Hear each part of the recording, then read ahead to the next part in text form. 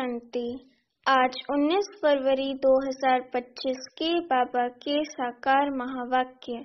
बाबा कहते, मीठे बच्चे, तुमने अब तक जो कुछ पढ़ा है उसे भूल जाओ। जीते जी मरना माना सब कुछ भूलना, पिछला कुछ भी याद ना आए। प्रश्न है, जो पूरा जीते जी मरे हुए नहीं हैं, उनकी निशानी क्या होगी? उत्तर है, वे बाप से भी आर्ग्यू करते रहेंगे, शास्त्रों का मिसाल देते रहेंगे। जो पूरा मर गए वे कहेंगे, बाबा जो सुनाते वही सच है, हमने आधा कल्प जो सुना वे झूठ ही था, इसलिए अब उसे मुख पर भी ना लाएं। बाप ने कहा है, हियर नो इविल। गीत है, ओम नमो शिवाय। बाबा कहते, ओम शांति। बच्चों को समझाया गया है, जब शांति में बिठाते हो, जिसको निष्ठा अक्षर दिया है, ये ड्रिल कराई जाती है। अब बाप बैठ रूहानी बच्चों को समझाते हैं कि जो जीते जी मरे हैं, कहते हैं हम जीते जी मर चुके हैं। जैसे मनुष्य मरता है तो सब कुछ भूल जाता है, सिर्फ संस्कार रहते हैं। अभी तुम भी बाप का बनकर दुनिया से मर गए हो। बाप कहते हैं, तुम्हारे में भक्ति के संस्कार थे, अब वे संस्कार बदल रहे हैं, तो जीते जी तुम मरते हो ना। मरने से मनुष्य पढ़ा हुआ सब कुछ भूल जाता है, फिर दूसरे जन्म में नए सिर से पढ़ना होता है। बाप भी कहते हैं, तुम जो कुछ पढ़े हुए हो वह भूल जाओ, तुम तो बाप के बने हो ना। मैं तुमको नई बात सुनाता हूँ, तो अब वेद, शास्त्र, ग्रंथ, जप, तप आदि ये सब बातें भूल जाओ। इसलिए ही कहा है, hear no evil, see no evil. ये तुम बच्चों के लिए है। कई बहुत शास्त्र आदि पढ़े हुए हैं, पूरा मरे नहीं हैं, तो फालतू आर्ग्यू करेंगे। मर गए फिर कभी आर्ग्यू नहीं करेंगे, कहेंगे बाप ने जो सुनाया है वही सच है, बाकी बातें हम मुख पर क्यों लाएं?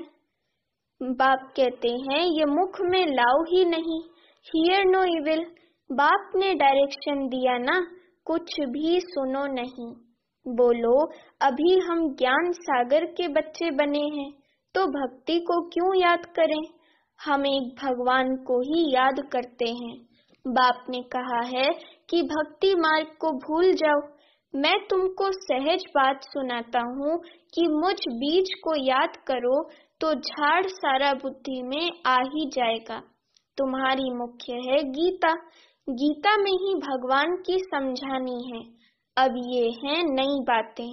नई बात पर हमेशा ज्यादा ध्यान दिया जाता है भी बड़ी सिंपल बात।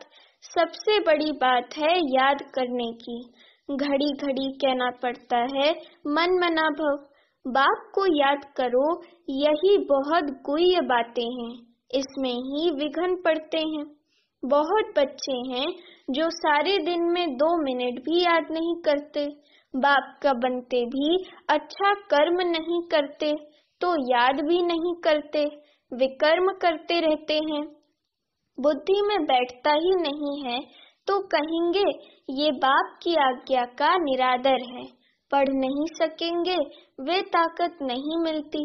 जिस्मानी पढ़ाई से भी बल मिलता है ना। पढ़ाई है सोर्स ऑफ इनकम, शरीर निर्वाह होता है, सो भी अल्पकाल के लिए। कई पढ़ते पढ़ते मर जाते हैं, तो वे पढ़ाई थोड़े ही साथ ले जाएंगे। दूसरा जन्म ले, फिर नए सिर पर पढ़ना पड़े। यहाँ तो तुम जितना पढ़ेंगे वह साथ ले जाएंगे, क्योंकि तुम प्रारब्ध पाते हो दूसरे जन्म में। बाकी तो वे सब है ही भक्ति मार्ग। क्या क्या चीजें हैं ये कोई नहीं जानते। रूहानी बाप तुम रूहों को बैठ ज्ञान देते हैं। एक ही बार बाप सुप्रीम रूह आकर रूहों को नॉलेज देते हैं, जिससे विश्व के मालिक बन जाते हो। भक्ति मार्ग में स्वर्ग थोड़े ही होता है, अभी तुम धनी के बने हो। माया कई बार बच्चों को भी निधन का बना देती है। छोटी छोटी बातों में आपस में लड़ पड़ते हैं। बाप की याद में नहीं रहते तो निधन के हुए ना। निधन का बना तो जरूर कुछ न कुछ पाप कर्म कर देंगे। बाप कहते हैं मेरा बनकर मेरा नाम बदनाम ना करो, एक दो से बड़ा प्यार से चलो, उल्टा सुल्टा बोलो मत। बाप को ऐसी ऐसी अहिल्याएं, कुब्जाएं, भीलनियों का भी उद्धार करना पड़ता है। कहते हैं भीलनी के बेर खाए, अब ऐसे ही भीलनी के थोड़े ही खा सकते हैं। भीलनी से जब ब्राह्मणी बन जाती है तो फिर क्यों नहीं खाएंगे। इसलिए ब्रह्मा भोजन की महिमा है। शिव बाबा तो खाएंगे नहीं, वे तो अभोक्ता है। बाकी ये रथ तो खाते हैं ना। तुम बच्चों को कोई से आर्ग्यू करने की दरकार नहीं है। हमेशा अपना सेफ साइड रखना चाहिए। अक्षर ही दो बोलो। शिव बाबा कहते हैं। शिव बाबा को ही रुद्र कहा जाता है। रुद्र ज्ञान यज्ञ से विनाश ज्वाला निकली तो रुद्र भगवान हुआ ना। श्री कृष्ण को तो रुद्र नहीं कहेंगे। विनाश भी कोई श्री कृष्ण नहीं कराते। बाप ही स्थापना, विनाश, पालना कराते हैं, खुद कुछ नहीं करते, नहीं तो दोष पड़ जाए। वह है करन करावन हार। बाप कहते हैं हम कोई कहते नहीं है कि विनाश करो, ये सारा ड्रामा में नूंधा हुआ है। शंकर कुछ करता है क्या? कुछ भी नहीं। ये सिर्फ गायन है कि शंकर द्वारा विनाश, बाकी विनाश तो वे आपे ही कर रहे हैं। ये अनादि बना हुआ ड्रामा है जो समझाया जाता है। रचयिता बाप को ही सब भूल गए हैं। कहते हैं गॉड फादर रचयिता है, परंतु उनको जानते ही नहीं। समझते हैं कि वे दुनिया क्रिएट करते हैं। बाप कहते हैं मैं क्रिएट नहीं करता हूँ, मैं चेंज करता हूँ। कलयुग को सतयुग बनाता हूँ। मैं संगम पर आता हूँ, जिसके लिए गाया हुआ है सुप्रीम ऑस्पिशियस युग। भगवान कल्याणकारी है, सबका कल्याण करते हैं, परंतु कैसे और क्या कल्याण करते हैं ये कुछ जानते नहीं। अंग्रेजी में कहते हैं लिबरेटर गाइड, परंतु उनका अर्थ थोड़ी समझते हैं। कहते हैं भक्ति के बाद भगवान मिलेगा, सदगति मिलेगी। सर्व की सदगति तो कोई मनुष्य कर ना सके, नहीं तो परमात्मा को पतित पावन सर्व का सदगति दाता क्यों गाया जाए। बाप को कोई भी जानते नहीं, निधन के हैं, बाप से विपरीत बुद्धि हैं। अब बाप क्या करे? बाप तो खुद मालिक है। उनकी शिव जयंती भी भारत में मनाते हैं। बाप कहते हैं मैं आता हूँ भक्तों को फल देने, आता भी भारत में हूँ। आने के लिए मुझे शरीर तो चाहिए ना। प्रेरणा से थोड़ी कुछ होगा। इनमें प्रवेश कर अर्थात ब्रह्मा तन में प्रवेश कर इनके मुख द्वारा तुमको ज्ञान देता हूँ। गौमुख की बात नहीं है, ये तो इस मुख की बात है। मुख तो मनुष्य का चाहिए, न कि जानवर का। इतना भी बुद्धि काम नहीं करती है। दूसरे तरफ फिर भागीरथ दिखाते हैं। वे कैसे और कब आते हैं जरा भी किसको पता नहीं है। तो बाप बच्चों को बैठ समझाते हैं कि तुम मर गए तो भक्ति मार्ग को एकदम भूल जाओ। शिव भगवानुवाच मुझे याद करो तो विकर्म विनाश हो जाएंगे। मैं ही पतित पावन हूँ, तुम पवित्र हो जाएंगे, फिर सबको ले जाऊंगा। मैसेज घर घर में दो। बाप कहते हैं मुझे याद करो तो विकर्म विनाश होंगे, तुम पवित्र बन जाएंगे। विनाश सामने खड़ा है, तुम बुलाते भी हो, हे पतित पावन आओ, पतितों को पावन बनाओ, राम राज्य स्थापन करो, रावण राज्य से मुक्त करो। वे हर एक अपने अपने लिए कोशिश करते हैं। बाप तो कहते हैं मैं आकर सर्व की मुक्ति करता हूँ। सभी 5 विकारों रूपी रावण की जेल में पड़े हैं, मैं सर्व की सदगति करता हूँ। मुझे कहा भी जाता है दुख हरता सुख करता। राम राज्य तो जरूर नई दुनिया में होगा। तुम पांडवों की अभी है प्रीत बुद्धि, कोई कोई की तो फौरन प्रीत बुद्धि बन जाती है, कोई कोई की आहिस्ते आहिस्ते प्रीत जुड़ती है। कोई तो कहते हैं बस हम सब कुछ बाप को सरेंडर करते हैं, सिवाय एक के दूसरा कोई रहा ही नहीं, सबका सहारा एक गॉड ही है। कितनी सिंपल से सिंपल बात है। बाप को याद करो और चक्र को याद करो तो चक्रवर्ती राजा रानी बनेंगे। ये स्कूल ही है विश्व का मालिक बनने का, तब चक्रवर्ती राजा नाम पड़ा है। चक्र को जानने से फिर चक्रवर्ती बनते हैं, ये बाप ही समझाते हैं। बाकी आर्ग्यू कुछ भी नहीं करनी है। बोलो भक्ति मार्ग की सब बातें छोड़ो। बाप कहते हैं सिर्फ मुझे याद करो। मूल बात ही ये है। जो तीव्र पुरुषार्थी होते हैं वे जोर से पढ़ाई में लग जाते हैं। जिनको पढ़ाई का शौक होता है वे सवेरे उठकर पढ़ाई करते हैं। भक्ति वाले भी सवेरे उठते हैं। नौधा भक्ति कितनी करते हैं। जब सिर काटने लगते हैं तो साक्षात्कार होता है। यहाँ तो बाबा कहते हैं ये साक्षात्कार भी नुकसान कारक है। साक्षात्कार में जाने से पढ़ाई और योग दोनों बंद हो जाते हैं, टाइम वेस्ट हो जाता है। इसलिए ध्यान आदि का शौक तो बिल्कुल नहीं रखना है। ये भी बड़ी बीमारी है जिससे माया की प्रवेशता हो जाती है। जैसे लड़ाई के समय न्यूज़ सुनाते हैं तो बीच में ऐसी कुछ खराबी कर देते हैं जो कोई सुन ना सके।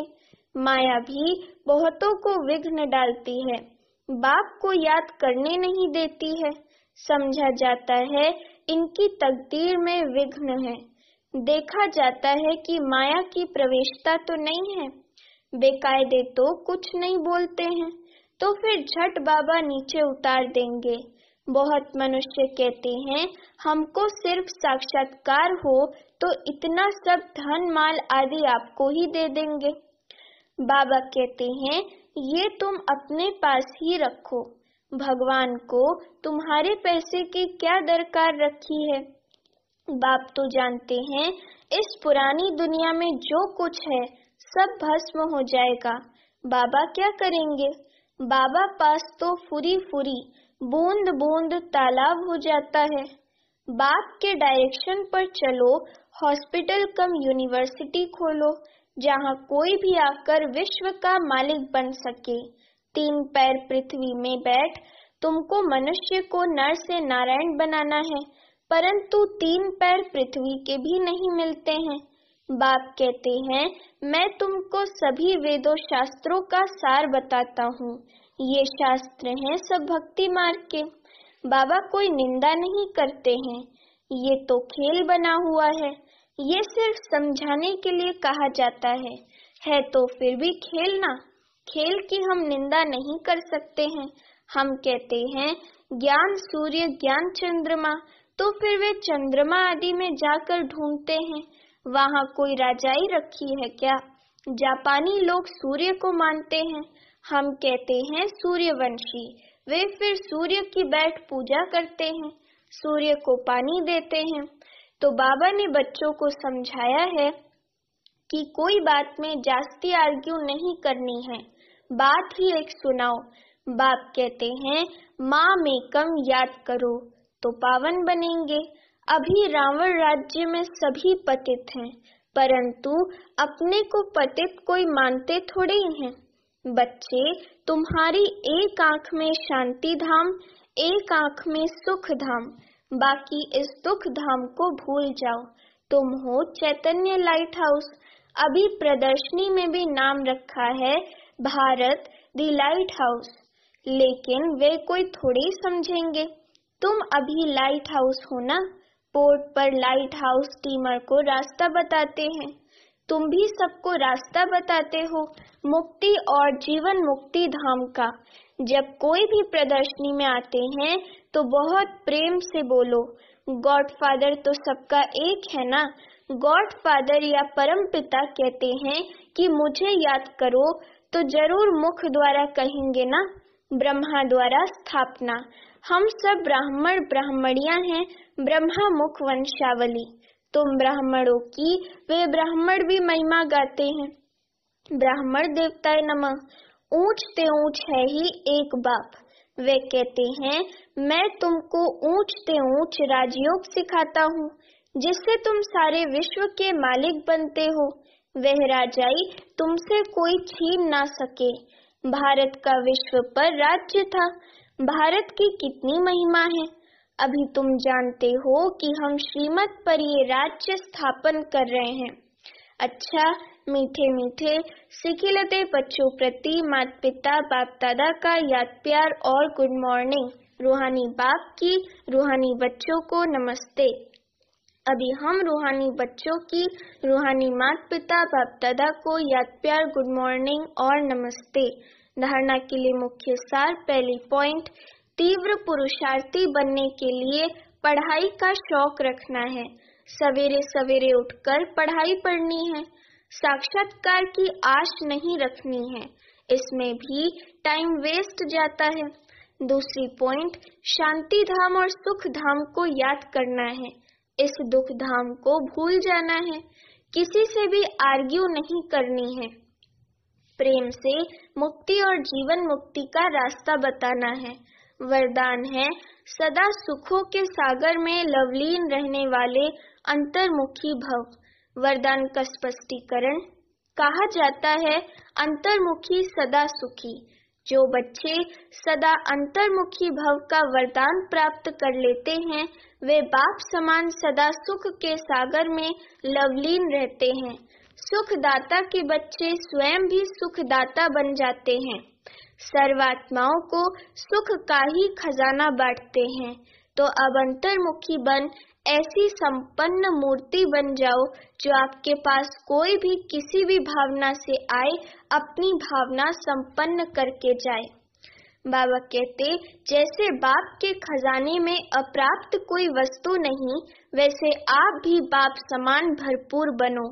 स्लोगन है रूहानी शान में रहो तो कभी भी अभिमान की फीलिंग नहीं आएगी। अव्यक्त इशारे एकांत प्रिय बनो, एकता और एकाग्रता को अपनाओ।